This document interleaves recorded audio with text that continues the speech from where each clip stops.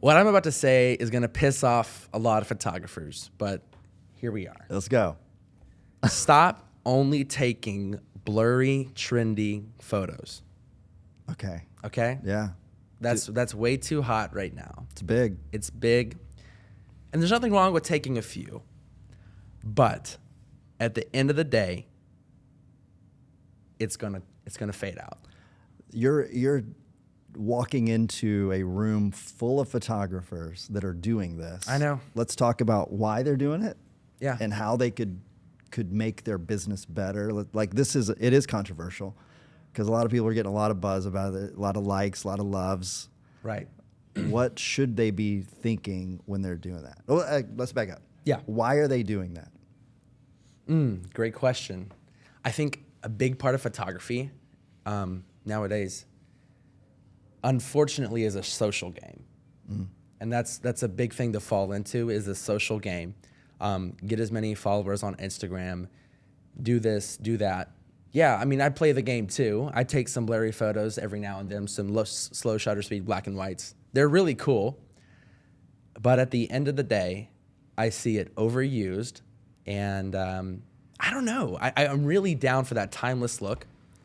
And I think you've got to learn to know who you're playing to and when to play to both of them. There's so many thought processes because you're getting into what is my style, what kind of look do I like as an artist. You're getting into what does my bride want.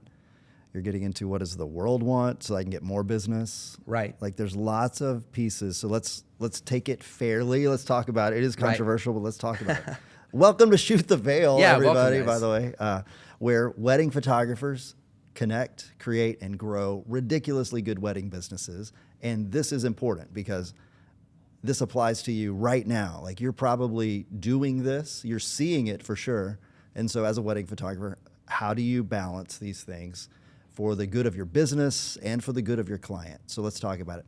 Yes. Let's just take the pure and simple question of like, why would you take a picture that's blurry? Are you intentionally doing it? Like, are you rolling your shutter I hope down? you're intentionally doing it. I mean, I think it probably began with an unintentional, like, oh crap, that was a cool moment, but the picture sucks. Like, but I'm going to post it anyway. And then a lot of people like it. Yeah, exactly. Okay, so why did that moment happen? The very first photographer who took a crappy picture and posted it anyway. Why did that moment happen? Why did that moment happen? I think it's, in the wedding world, it's so easy to take the same picture every Saturday over and over again. And when you step back and you're an artist who's also running a business, but there's always the artist that's going to favor more to his artistic side. And he thinks, I don't care what the norms are. I'm going to go ahead and I'm going to take this messy picture and I'm going to treat it like it's my grand portrait. Okay. I think that's where it started. I think you're right. I think let me go one step before that, because that sounded kind of intentional. That sounded kind of artistic. Yeah. So I love that, actually. But there was a moment before that moment where something really amazing happened in front of your camera. The lighting was really bad. You didn't have a flash. You didn't have any good lighting. You didn't have a lens that would stop down low enough to get a good lighting. So you lowered your shutter in that spur of the moment and you took the picture. Or you were doing something cool over on a table with a still life kind of setting and your camera was still at 1/5 shutter and you walked in and you see the bride and the groom doing something amazing. They're laughing and you take the picture really quickly. Yeah. You get back to editing or you're looking at the back of your camera and you realize, wow, that was a horrible picture. But the moment was so good. The moment was so good. And so then you're like, well, I got to give them this moment. And then it turns out to be that was their favorite picture of the whole collection. That's happened before. Oh, yeah. And I've had that happen many times where I give them the picture because I know, oh, this moment was so good. Yeah. But and it was I know poorly they're gonna love taken. it. I really hate how I shot this photo. Yeah. But then I look on their Instagram and that's the first one in the carousel. Right. And I'm like, what? So, But there you go. But so then all their friends start looking at it. You realize people loved it. you see someone else did it, and Yeah. then you start thinking, wow, capturing that, it looks real. It looks like caught in the moment, Yeah. candid, kind of cool stuff. It has an extra charm because it wasn't perfect, right? It's so true. That And is so true. then photographers start intentionally rolling down their shutter and capturing stuff like that, intentionally trying to make it look organically captured in the moment. Right. Unintentional. Another word they use is film. And Make it look filmy. make it look filmy, like you're being brought into the picture. And I've seen a lot of those that I love. I love it, and I think there's certain times where you should do that. And I always add some of those photos into the gallery. Okay.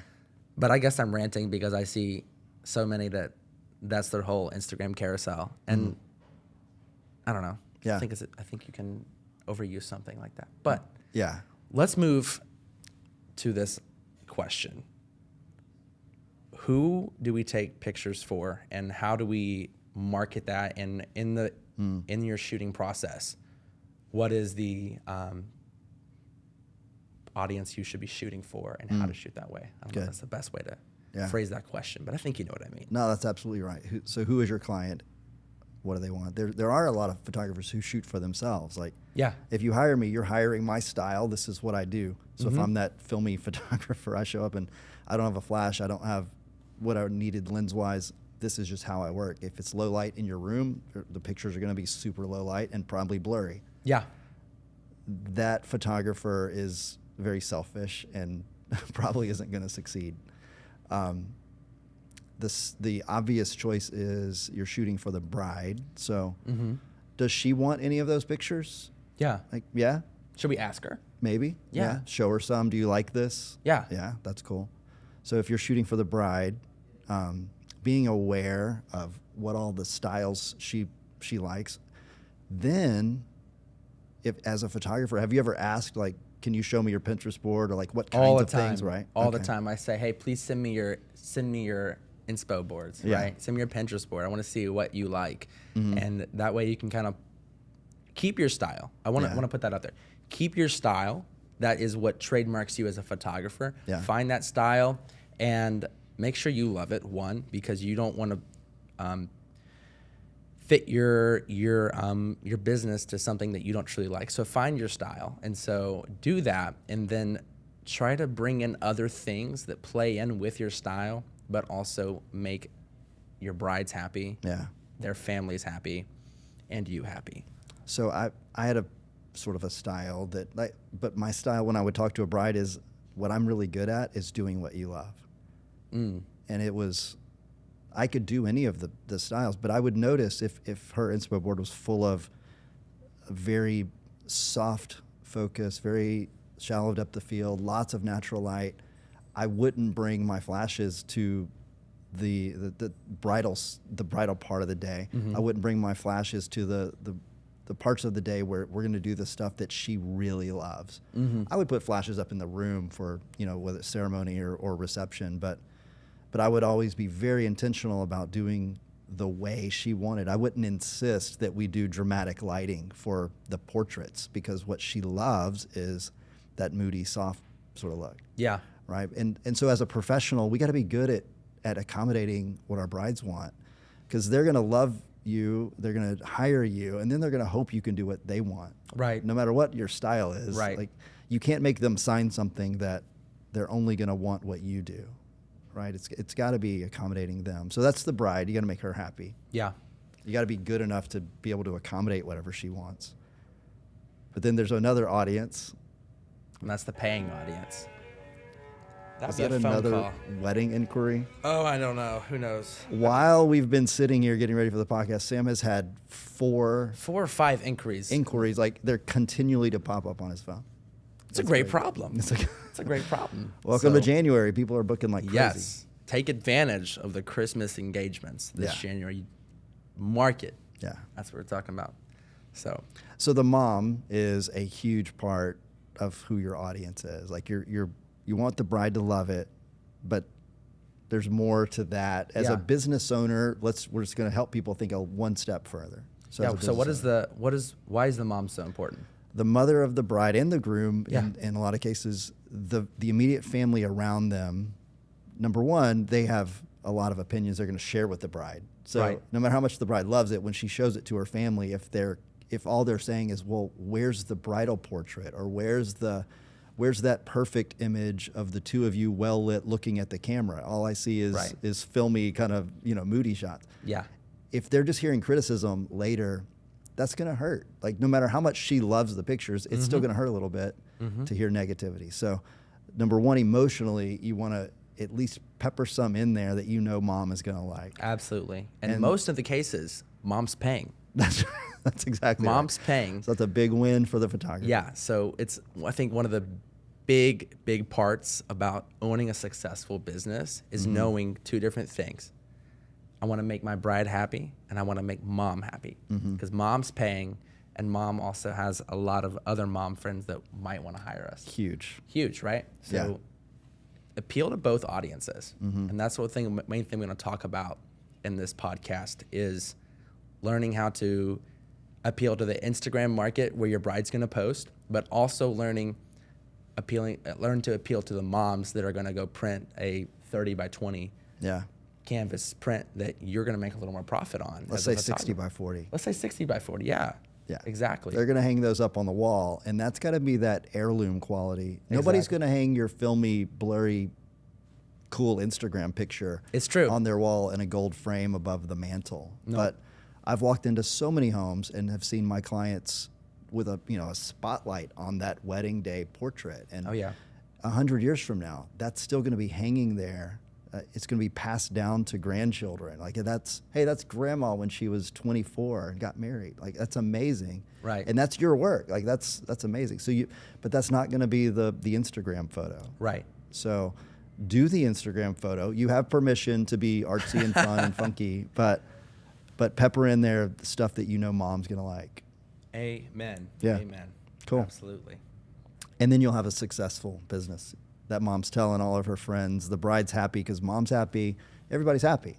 Exactly. Are you compromising as an artist by doing these other kinds? Yes. Exactly. Is that okay? I think there's a beauty to both sides of it. Right. And I think part of keeping yourself inspired is doing the blurry photo every now and then. Sure. I know I opened it up on a triggering note, but do the blurry photo every now and then. Do something you've never seen before, because that's what this is all about. It's all about creating an art piece that you're happy about, that they're happy about, and that is timeless. Yeah. I Love think it. that's awesome.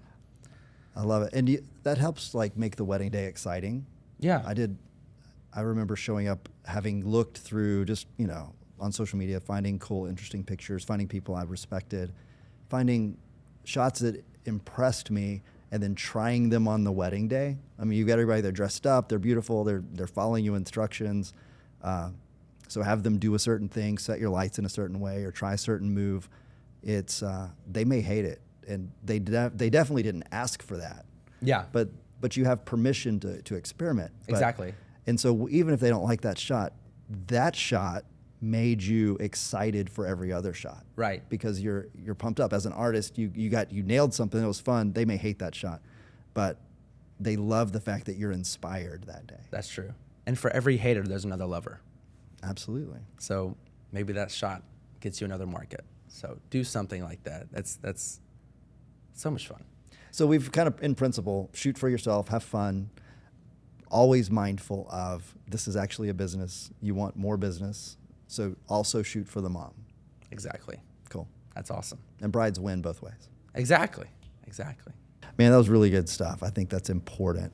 Guys, we hope that you enjoyed this. It's our mission is to help you grow your business. And so we're going to have a lot of these little discussions about topics that matter to how you show up on Saturdays and how you work with clients, how you book more clients, how you grow a ridiculously good wedding business.